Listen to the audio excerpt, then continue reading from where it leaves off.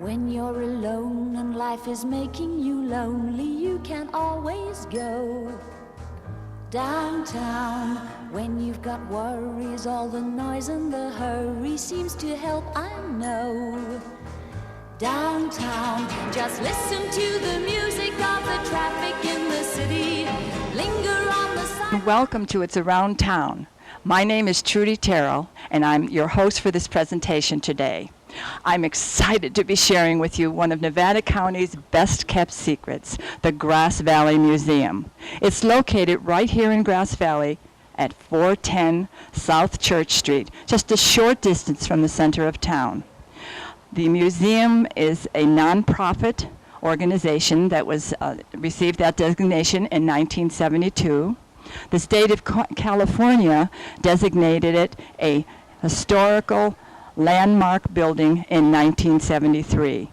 We are very fortunate today to have a volunteer docent, Skip Terrell, who happens to be my husband, who's going to be sharing a brief history of the building and a short tour of some of the rooms of the museum. So I'm really excited to get started. So let's go around the corner and meet Skip and get the tour started. The Grass Valley Museum is located on the second floor of St. Joseph's Cultural Center. So without any further ado, I'm so excited to get started. So let's ring the bell and get our docent out here. I'd like you to meet our docent for this afternoon, Skip Terrell. Hi, welcome to the Grass Valley Museum. Won't you come inside? Thank you for doing this. Yes, we will. As you might expect, Skip, I have several questions. So let's get this tour started. But let's start with the building. How did this building come about? Thank you. Well, that's pretty interesting. Father Dalton was the priest here for something like 36 years. He was in this community from 1955 to about 1991. And he, in his travels around the community, saw a desperate need to educate the kids, number one, and to find a place to keep the orphans and the children who had been just turned out and had no place to go. So he came up with an idea in 1862 of building a building like this. And this is, in fact, a convent. So he needed some help to do that, though. He couldn't do it by himself. Again, Father Dalton right here, and down here he went to San Francisco and found Sister Mary Baptist Russell. At that time, she was the Mother Superior of the Mercies in San Francisco, and they were running the hospital facility down there. He talked to her. She came up, she looked, she liked what she saw, and she agreed to send some sisters up here to help him and establish a branch mother house in Grass Valley. As a result of that, this building was started, they started construction in 1864, and they finished the construction in 1865.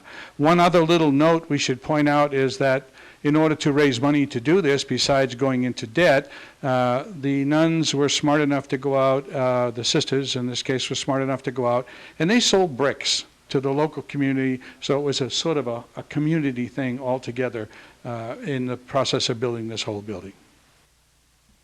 That wonderful brief history of the building. Now, would you mind giving us a brief tour of some of the rooms in the museum? Oh, not at all. Why don't we go this way? We'll start in this room right here. This particular room had three purposes. The first purpose, after they'd built the building, was the sisters needed a place to pray. They wanted a chapel. So this was their chapel originally. And you can see it's not very wide and not very long, but it served a very good purpose for them at the time. The second reason it existed was to be the library for the school. And what you see right here, this large case is one of the original bookcases that held the library and all of the books for the school. And these actually extended across this entire wall, so there were quite a few of them. They actually covered the window up on top of that. And the third reason they used this room was as a registry for the new students at the beginning of each school year. And that's about it for this room. So we'll go to the next one, okay? Wow, this room looks very interesting, Skip. What can you share about it? Well, this would have been their parlor, or one of their parlors. They had 2 or 3 gathering places within this level of the building that allowed them to sit and relax and have conversation and do those sorts of things. One of the things I'd like to point out in here is the fireplace over here that you see on my left-hand side. That's original. Everything about it is original. Nothing is changed since it was first built in here. In fact, this entire building is pretty much exactly the same way it was when it was built in 1865. The hardwood floors, the ceilings, the windows, everything.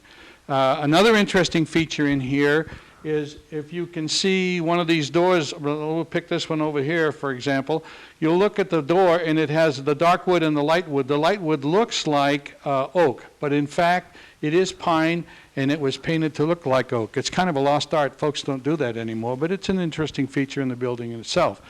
Another little item I'd like to point out is this couch that we're standing next to here. As you can see, the level of the couch comes below my knee, so those folks in those days must have been relatively teeny people. As you go through the museum today, you'll see various mannequins out here with dresses on them and stuff, and you can see that, in fact, they were very tiny people. Now, I'd like to take you into the next room, if you will. Another interesting room, Skip. What can you share about this room with us? Well, again, I think this was a continuation, or we believe this was a continuation of the living area. So they had 2 rooms.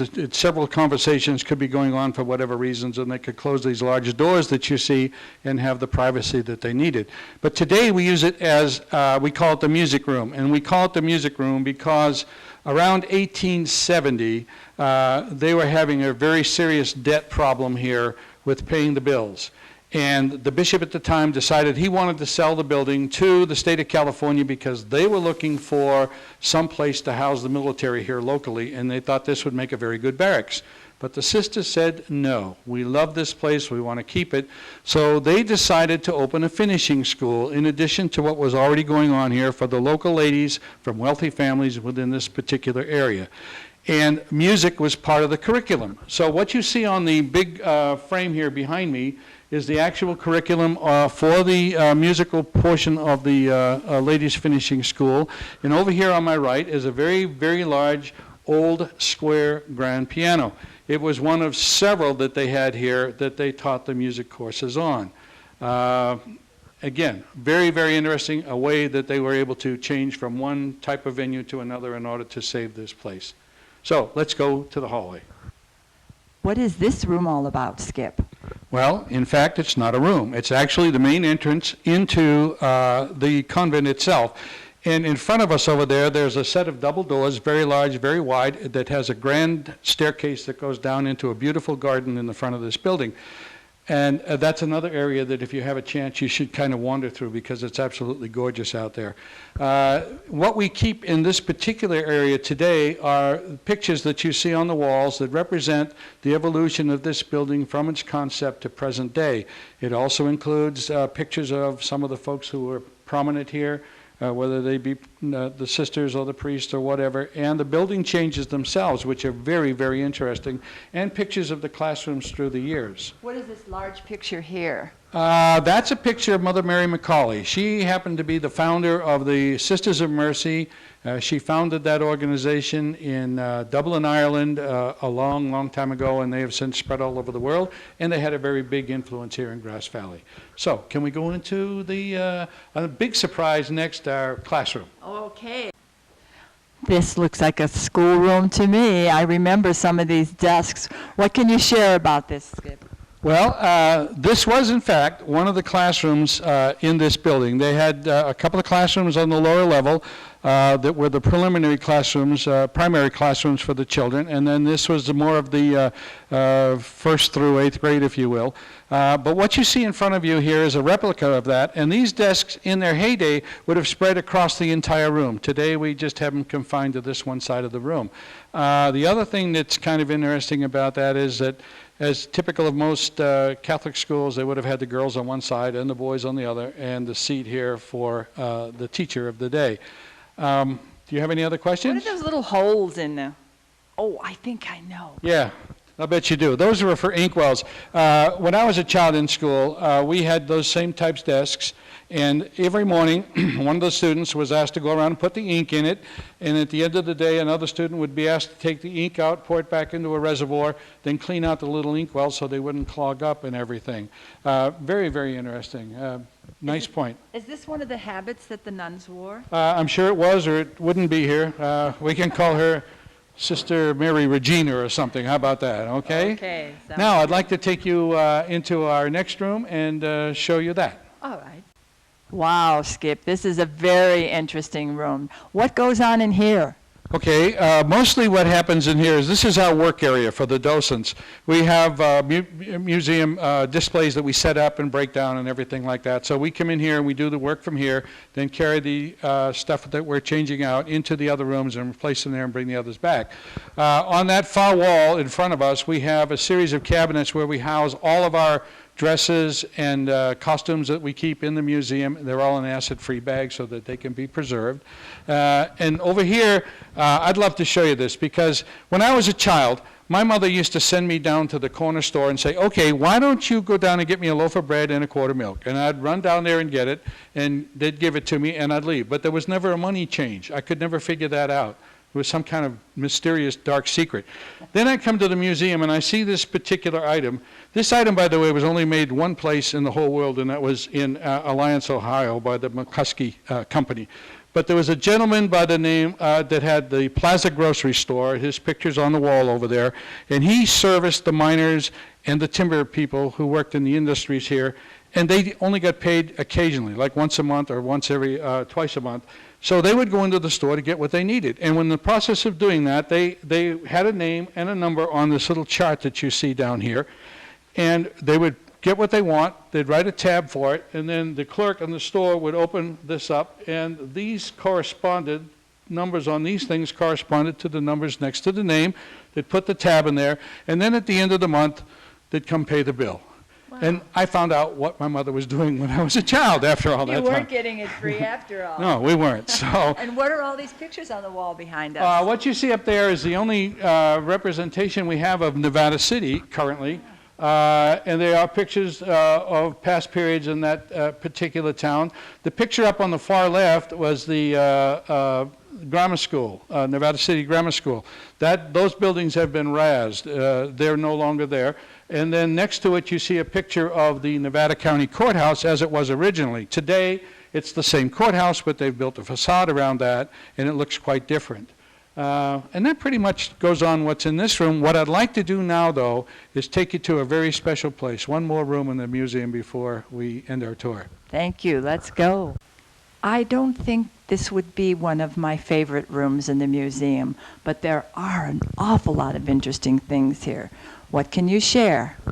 Well, this is one of my favorite rooms in the museum, and the reason is it's one of only 3 displays in the entire state of California that does any kind of medical reference at all.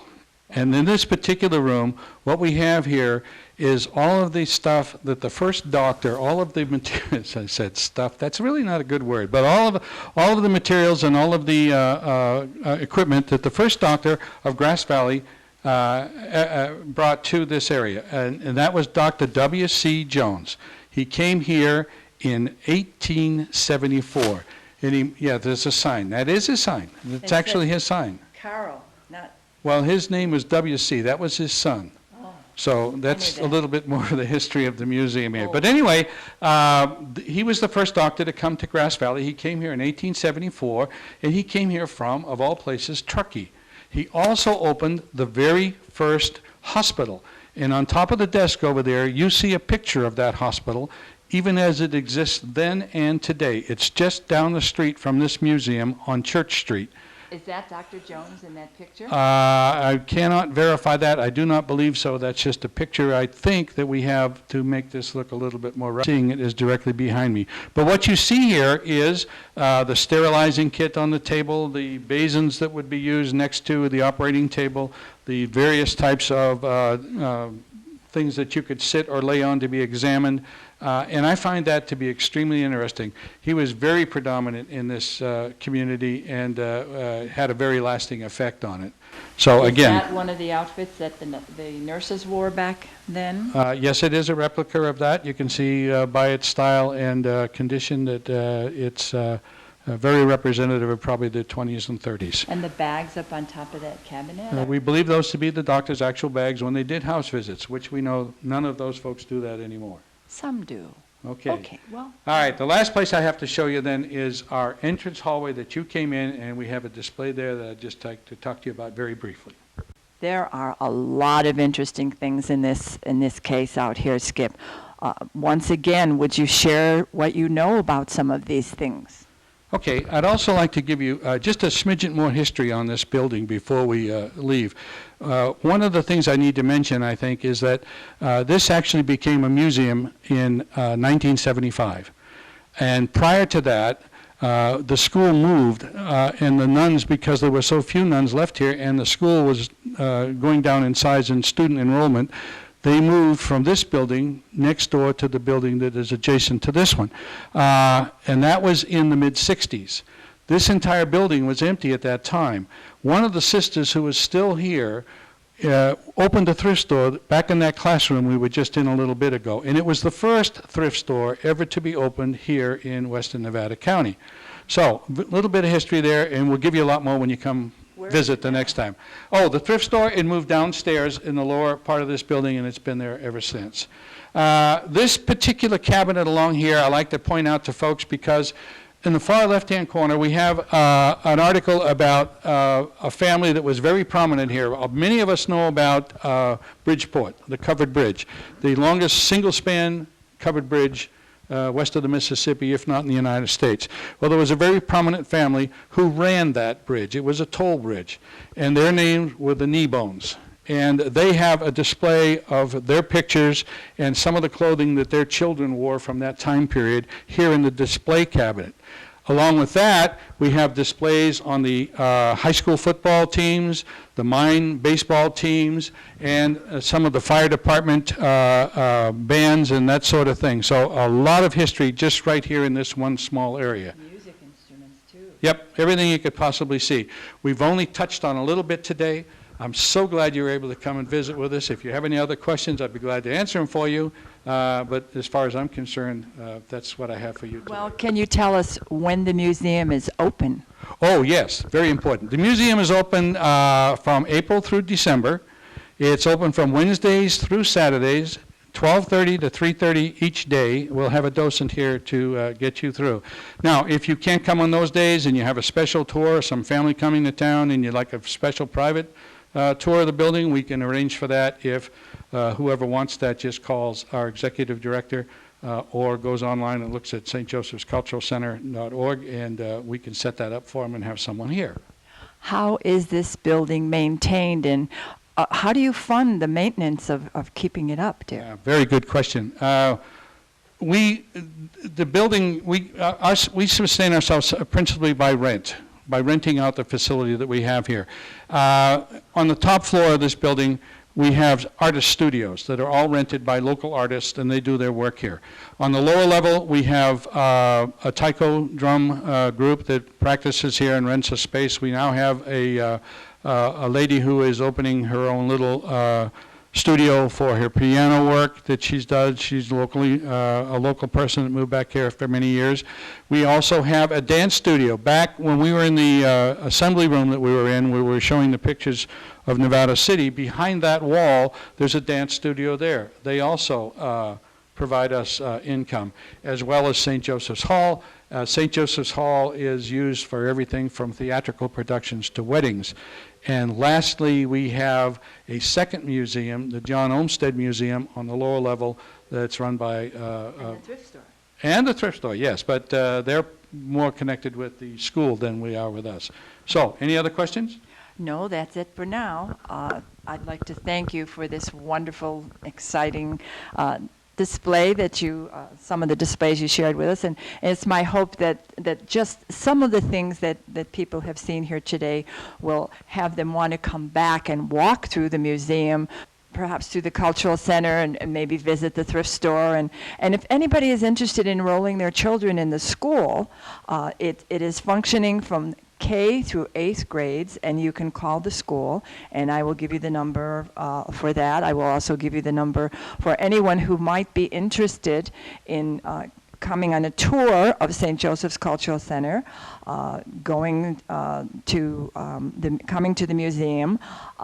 If you would like to become a docent, we have training for that. But we would also appreciate if anyone would like to be a donor for the Grass Valley Museum. And I will tell you who to contact. You can contact the executive director, Joseph Guida, and I will give you his phone number and his email address to contact him. And it's my hope that people will find an interest in this bit of history that kept both Grass Valley and this wonderful museum here for our generation as well as for future generations. So thank you very much. That's all the time we have for today. I hope you will join me on my next It's Around Town. Goodbye and thank you very much. Enjoy your day. When you're alone and life is making you lonely, you can always go downtown. When you've got worries, all the noise and the hurry seems to help, I know.